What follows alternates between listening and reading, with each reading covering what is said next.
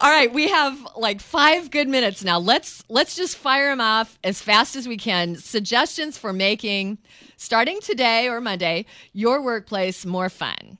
Well, not just more fun, but more palatable might be a more realistic goal, because not all work is fun. Work is work. Otherwise I'd call it fun. Okay, let me interrupt. I'm sorry to do this, but I want to interrupt myself. Wow, you did that fast. I did it. I interrupted myself. Here, John, say something. No, wait, I want to say something. That's you sense an underlying craving for the marriage counseling you seem to be offering during this show, don't you, John? 24/7. Yeah, that's all I have to say. 24/7.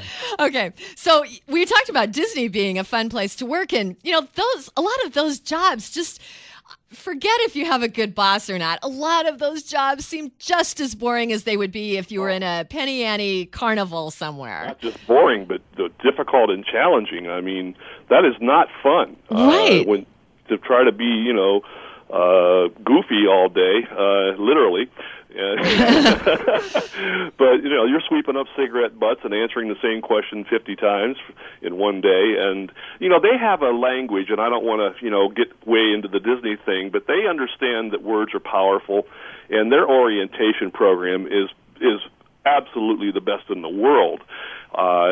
You're not on duty, you're on stage, you don't have a uniform, you have a costume, you're not an employee, you're a cast member, and they use all of the terminology of a performance.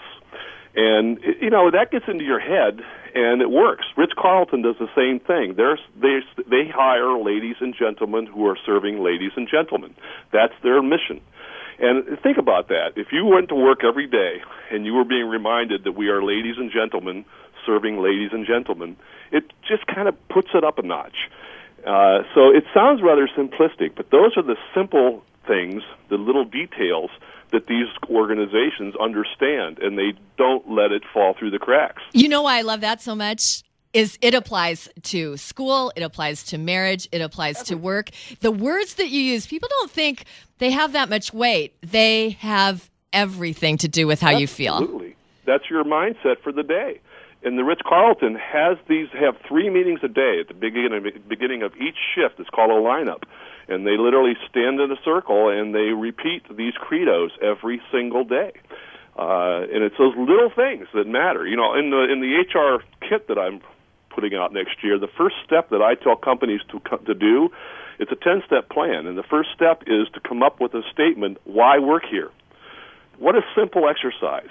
Most companies have a why buy here, why would you buy our product or our service, but very few have a statement that says, why would you want to work here? What's your unique value proposition? Can you give us an example of an effective one? Yes, I just did it with a chain of restaurants, and it was very simple, and it came up with, we have fun and you have a say in this organization.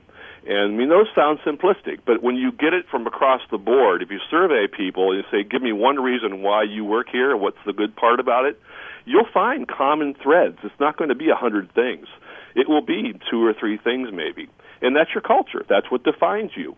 And it's a simple process, but then you roll that out into what I call a recruitment brochure, and have testimonials from employees, and we have brochures to advertise our products and our services, but rarely do we have a brochure to advertise our people. You can take the same concepts you use to sell and market your products and services and sell and market your organization in the community. So you have a classy way of recruiting people. You give them a bang-up orientation. What can you do day to day to make it more palatable to work with you? Well, the fun part of it you mentioned isn't necessarily, playing foosball and all that kind of stuff, but it can just be not taking ourselves so seriously. To have a humorous employee handbook, for example. I've got a copy of one where, instead of having all these heretofores and hereinafters and you sign in blood and you keep a copy for your file, you should have a little one that kind of makes fun of the organization. The one I use, for example, has a page that says job descriptions and organization charts, and both pages are blank. And it's just tongue-in-cheek, but it basically says, we don't take ourselves that seriously. We do what we have to do, and we try to have fun in the process if we can. And that's a lot of it, is to just lose the legalese and lighten up. Does your advice change depending on the climate? No. Never. I didn't think so. No, it's universal. It really is. It doesn't matter if you're selling Hummers or hamburgers. I mean, it's the concepts are the same. In the less than minute we have, John, can you take the most important advice that you have that also seems like the simplest that you just wish people would get somehow and they never seem to? Ooh, that's hard. Sorry. Well, it's almost it's kind of convoluted, but the golden rule. Yes. There's a gentleman who came up with something called the platinum rule. I won't take credit for it, but instead of treat others as you would have them. Okay, now I'm going to do unto others as you would have them do unto others as you would have them do unto you. Okay. You do unto others as they would have you do unto them. Oh. Just because you think this is the way you would want to be treated may not be the way they want to be treated. And it really is empathy. It's putting yourself in the receiver's shoes. And in a management situation, there's not a one-size-fits-all management style or technique. It has to be individualized. And that goes back to the weirdos in the workplace, the individual. We've transcended from diversity to individuality, which is a good thing. It's not a black and white, man and woman, Asian, gay, straight. It's individual. And that's harder to manage. But it also is more powerful. I love that because you're asking the person you're with to help you know what's going to feel good to them. I hate to cut this off, John. It's been such a pleasure having you back on the show. It's always the fastest hour of my life. Oh, thank you so much. You can learn much more about John Putzier at getweird.net or johnputzier.com. That's Putzier, Putzier. Thanks again for being my guest today. Thanks to Daryl Anderson in the studio, Tom Bushy and Curtis Workman in the control room, and most of all, to you for listening to the Career Clinic.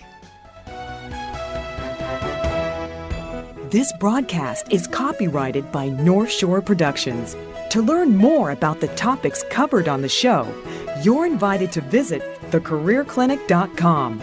You can find out about Maureen's books or pass along suggestions for the program. I'm Joan Baker. Thanks for listening, and tune in again next week for more great advice and inspiration on the Career Clinic.